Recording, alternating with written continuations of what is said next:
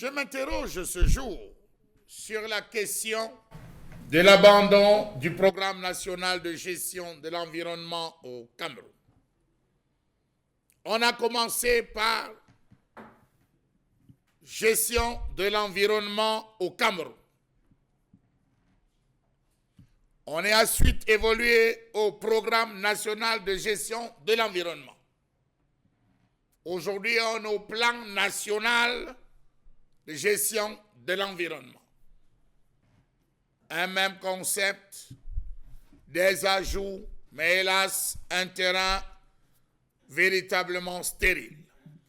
Comment comprendre le manque d'implémentation du programme national de gestion de l'environnement dans ce pays? Où en est-on avec les points cruciaux de ce programme, notamment l'application du principe premier, pollueur-payeur, comme norme supplétive en matière de dommages écologiques, la réalisation d'une étude d'impact préalable à toute activité susceptible d'avoir des conséquences néfastes sur cet espace ou sur ses ressources. Le cas des stations-service, aujourd'hui, où l'implantation des stations-service en dit lieu sur cette réalisation d'études d'impact préalables.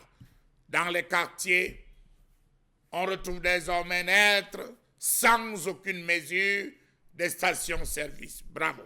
La question de la pollution de l'air, de l'eau et du sol.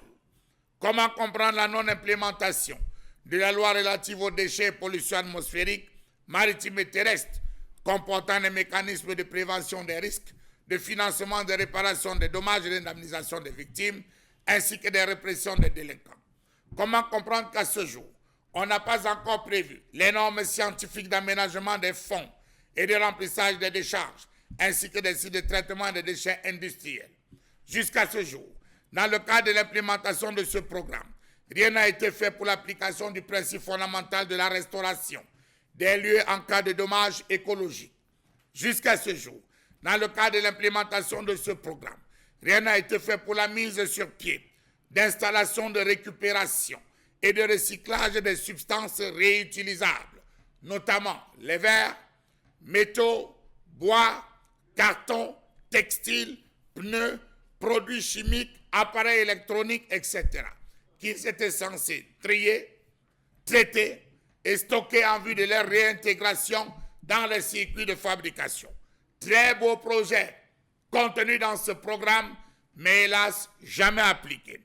Comment comprendre que jusqu'à ce jour, dans le cadre de ce programme, l'on n'a pas élaboré une législation d'ensemble spécifique relative à la protection de l'air, de l'atmosphère et du climat? Pourtant, ils sont allés à COP21, ils sont allés à Rio, ils ont développé un ensemble de rapports, de conventions, mais jamais l'application. Création, entretien, gestion des espaces verts, parcs et jardins. Qu'en est-il de nos principales villes? Les jardins à Yaoundé, jardins et espaces verts à Douala, ceux des cités SIC ont été littéralement commercialisés.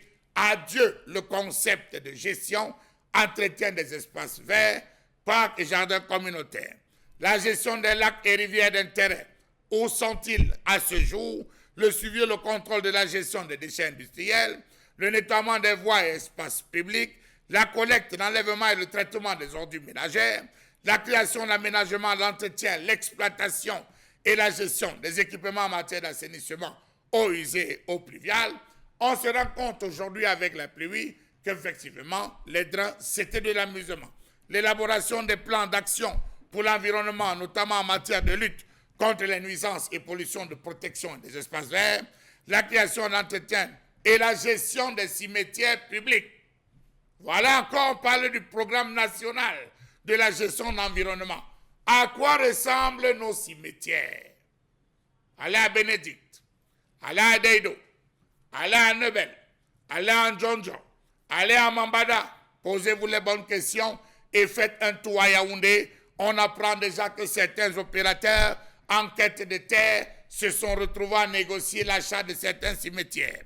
À travers ce programme, il était prévu la création et la gestion de toute installation à caractère sportif. Où en a-t-on? Protection de l'environnement, les opérations d'aménagement, gestion des centres culturels. Ah, centre culturel botanique. La ville de Douala compte-t-elle un seul centre culturel botanique pour développer et pousser les jeunes à la protection et à la connaissance des espaces verts et de l'environnement? Question. La participation à l'organisation au transport, l'élaboration et l'exécution des plans communautaires d'investissement, la planification urbaine, les plans et schémas directeurs. Autant de choses qui étaient contenues dans ce programme. Oui, un programme qui a à sa tête un bureau censé gérer toute une organisation, des fonds qui sont décaissés, mais là, sur le terrain, rien ne sert. Les forêts communautaires sont pillées, les espaces verts vendus, bradés, enfin, les populations qui ne savent plus à quel sens se vouer. Tout est fait en haut pour grappiller l'argent auprès des organismes, mais rien n'est fait en bas pour au moins démontrer que véritablement, on peut aménager un espace, des espaces pour permettre non seulement aux populations de Douala de respirer de l'air pur. Voilà une ville comme Douala qui est littéralement bétonnée. Lorsqu'il fait chaud à Douala, on est surpris de la multiplication par 4.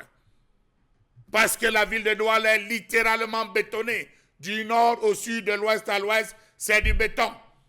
Rappelons-nous du fameux concept qui avait été lancé, s'inscrivant dans la logique du programme national de gestion de l'environnement, l'implémentation des arbres pour permettre le long et sur les terres plans aux populations de pouvoir respirer.